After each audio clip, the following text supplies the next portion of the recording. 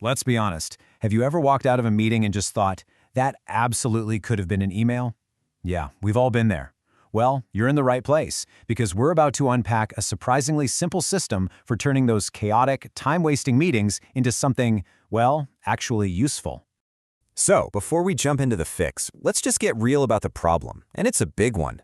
The truth is, most meetings are completely and fundamentally broken. I mean, really think about it. Have you ever been sitting there, watching the clock, just wondering where that hour of your life went?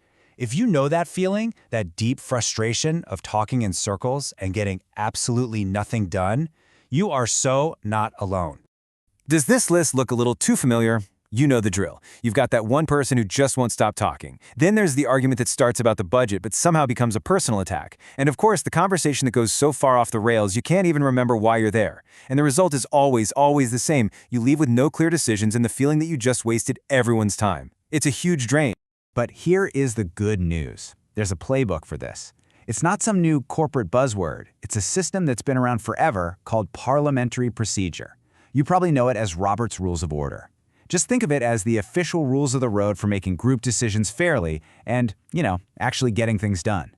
Now, before you get scared off by a fancy name like parliamentary procedure, let me show you something.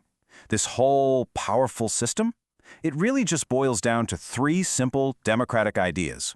If you get these 3 things, you basically get the whole shebang. Okay, principle number 1 is just beautiful in its simplicity. One thing at a time. That's it. Instead of juggling 5 different conversations at once, the group puts all its energy into one single topic. You either make a decision on it right then and there, or you formally agree to deal with it later. This one rule alone is a total game changer for bringing focus to a discussion. The second principle is all about respect. In this system, everybody is equal. All comments, all remarks are aimed at the issue, not the person who brought it up.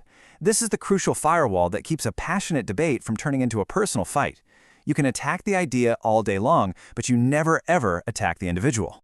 And this third one, this one strikes such a critical balance. Look, for a group to ever move forward, the majority has to be able to make a decision. Otherwise, you're stuck forever. But, and this is so important, the rights of the minority are always protected. They have an absolute right to speak, to make their case, and to be heard. The rules actually prevent the majority from just steamrolling everyone else. Okay, so those are the big ideas behind it all. But how do you actually use them? Well, it all starts with the single most important action you can take in a meeting, making a motion. This is how you take an idea floating around in your head and put it on the table for everyone to consider. And it all starts with these 3 magic words. I move that. That simple little phrase is the official starting gun for getting business done. It's how you turn a vague thought into a concrete proposal that the group actually has to deal with. And the process couldn't be simpler. First, you get the chair's attention. Second, you state your motion. I move that. Third, somebody else has to say second.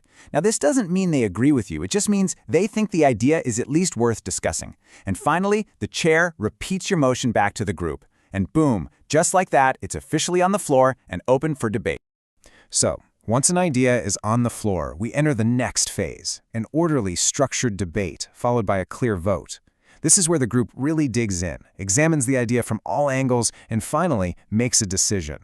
So what are the rules of engagement here? Well, it's all about structure. You talk to the chair, not to each other across the table. You debate the issue, not the people. And you wait your turn. This simple framework is what stops the chaos. It prevents the crosstalk, the personal jabs, and the constant interruptions. And it forces everyone to have a respectful, focused conversation. Okay, so the debate's happened. Everyone's had their say. Now for the most important part. How does the group actually make a choice? The methods are pretty straightforward. You usually start with a simple voice vote. The classic, all in favor say aye, all opposed say no. If that's too close to call, you can move to a show of hands, or even have people stand up to be counted. And for really sensitive stuff, a secret ballot makes sure everyone can vote their conscience without any pressure. All right, let's pull this all together. What happens when you actually apply these simple principles and procedures? Well, you get exactly what you're looking for. You get order out of chaos. You see, this system isn't about being complicated just for the sake of it.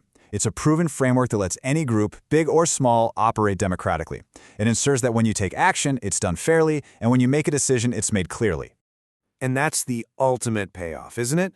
The goal of all this structure isn't just to be formal, it's to create an environment where every single voice has a clear path to be heard, so that the group as a whole can make real decisions and finally move forward.